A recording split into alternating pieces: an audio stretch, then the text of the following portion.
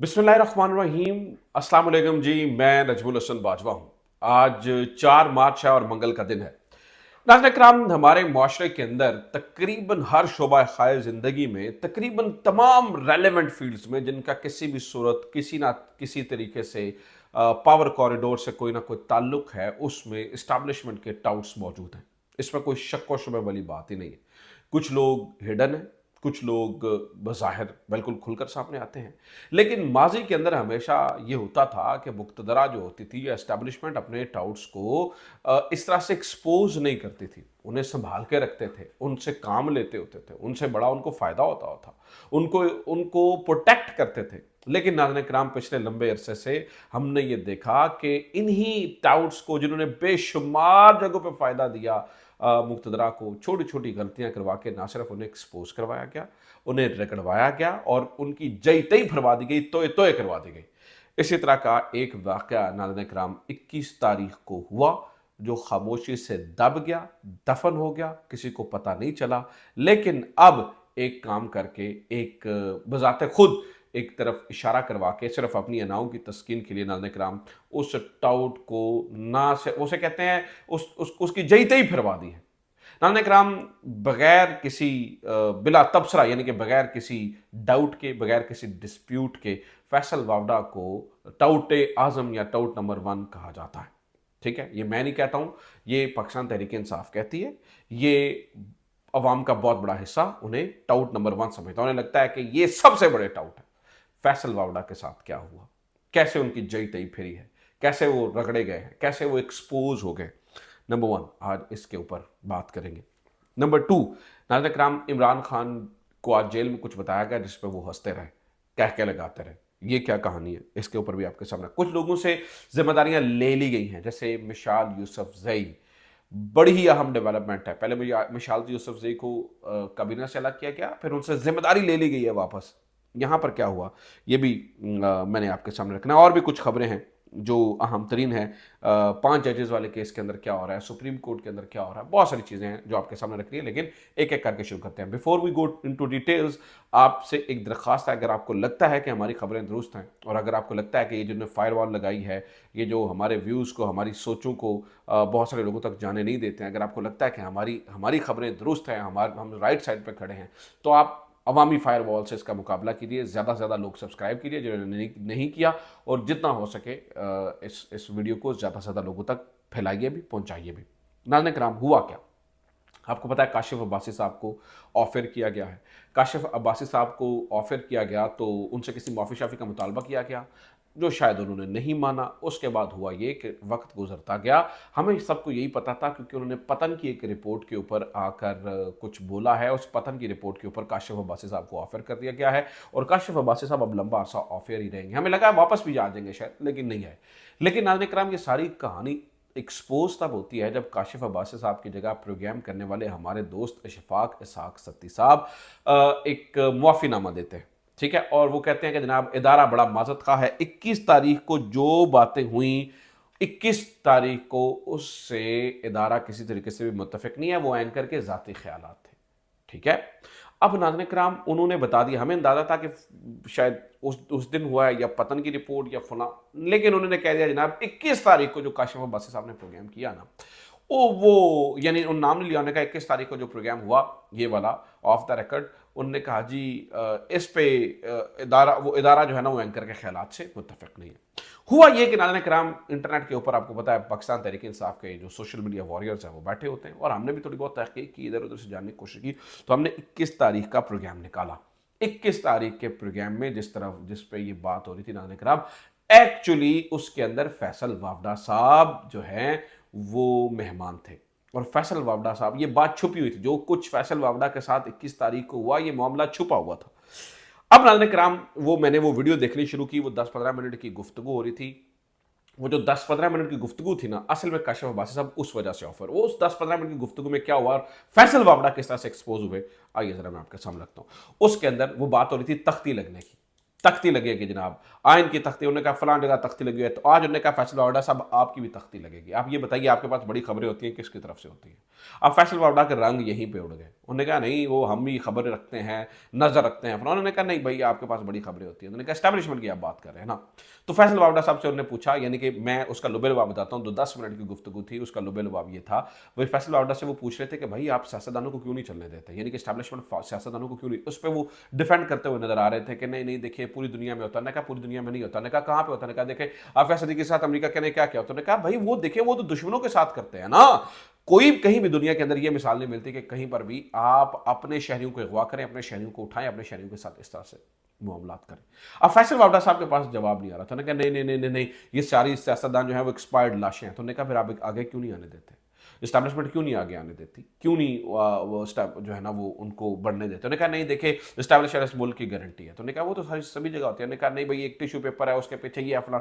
अब प्रॉब्लम ये हुई नाज़रीन इकराम, उस दिन फैसल वावड़ा साहब मुकम्मल एक्सपोज हो गए और जो काशिफ अब्बासी साहब हैं उन्होंने धो धो के मारा और उन्होंने काशिफ अब्बासी साहब ने अपना आर्गूमेंट विन किया और उन्होंने ये साबित कर दिया कि भाई सियासतदान, और किसी दोस्त ने इसके ऊपर कमेंट भी किया हुआ था सोशल मीडिया में देख रहा था, इसका मतलब उन्होंने कभी 38 साल उन्होंने खुद हुकूमत की, 38 साल उन्होंने करने नहीं दी, 38 साल खुद हुकूमत की और 38 साल किसी और को करने नहीं दी। ठीक है, तो खैर बहरहाल इस बारे में जो है ना वो बात हो रही थी। काशिफ अब्बासी साहब ने धो दिया। फैसल वावड़ा साहब पहली दफा सुमन बुकमन होते हुए नजर आए मुझे, यानी कि अंधे और गूंगे होते हुए नजर आए, यानी कि मुकम्मल तौर पर एक्सपोज होते हुए नजर आए, यानी कि गेंद जो है ना वो बाउंड्री से बाहर जाता हुआ नजर।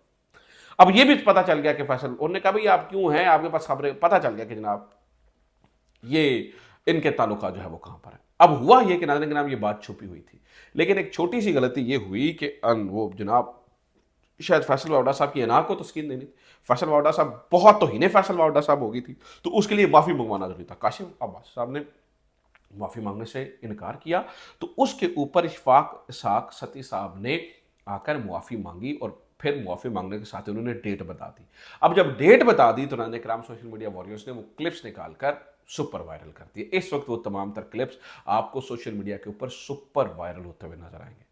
आपको नजर आएगा कि हर जगह पर वो फैलते हुए नजर आ रहे हैं। इसका मतलब क्या हुआ, वो जो बात छुपी हुई थी मुआफ़ी मंगाकर, वो जो बात दफन हो गई थी उसे सॉरी कहलवाकर, वो जो बात चली गई थी कहीं पर नाज़रीन कराम, उसके ऊपर काशिफ अब्बासी साहब को सिर्फ डाउन करने के लिए उनका माजरतनामा चलवाकर हुआ ये कि वो अब बंदे बंदे के मोबाइल में है। अब वो जो काशिफ अब्बासी साहब कह रहे थे, अब मैं इस वक्त सोशल मीडिया पर देख रहा था टॉप ट्रेंड्स बनते हुए नजर आ रहे हैं, भाई तख्ती लगेगी, तख्ती नहीं लगेगी, तख्ता लगेगा।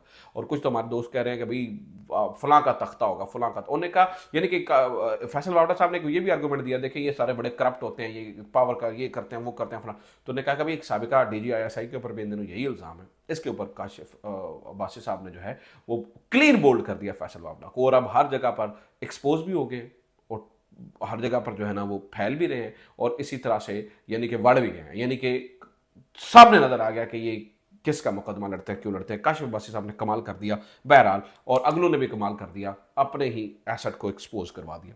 ये सारी कहानी थी नाज़रीन कराम। अब आ जाते हैं नाज़रीन कराम इमरान खान के मामले पे। आज इमरान खान साहब की मेल मुलाकातें हुई और उनकी बहन ने बाहर आके बताया कि क्या बातचीत अंदर हुई। तो अलीमा खान ने बताया जी सबसे पहले इमरान खान जब भी आए उन्होंने सबसे पहले आकर इस बात का गुस्सा किया। उन्होंने कहा कि यार मैंने ये पढ़ा है, अखबार में पढ़ा है कि पेशावर के अंदर किसी स्टेडियम का नाम तब्दील करके आपने मेरे नाम पे रखा है। उन्होंने कहा मुझे ये हरकतें पसंद नहीं हैं, तो लिहाजा आप जो है ना वो जो पुराना नाम है उसी के ऊपर तब्दील कर दीजिए। अब फैसल वावड़ा साहब फैसल वावड़ा साहब का नाम दोबारा जेल में आ गया है।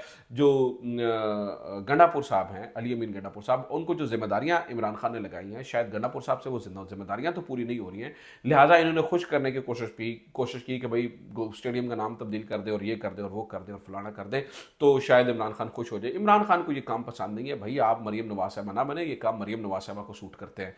गली का नाम तब्दील कर दो, महल्ले का नाम तब्दील कर दो, ग्राउंड का नाम तब्दील कर दो, आपको जो जिम्मेदारी दी गई है आप वो काम कीजिए।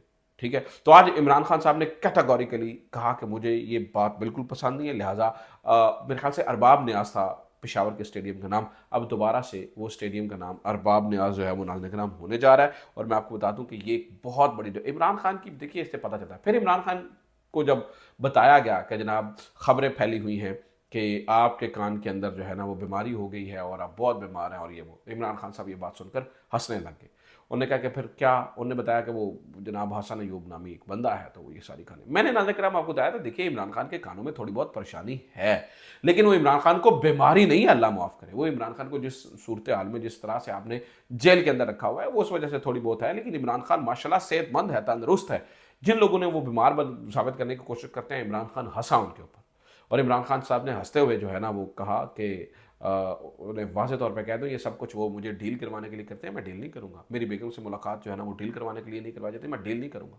चाहे मेरा पैगाम वाज़े तौर पे दे दें कि मैं डील नहीं करने वाला, व्हाट्सएवर जो भी हो जाता है कि मैं डील नहीं करूँगा। तो इमरान खान साहब ने ये कहा, ठीक है।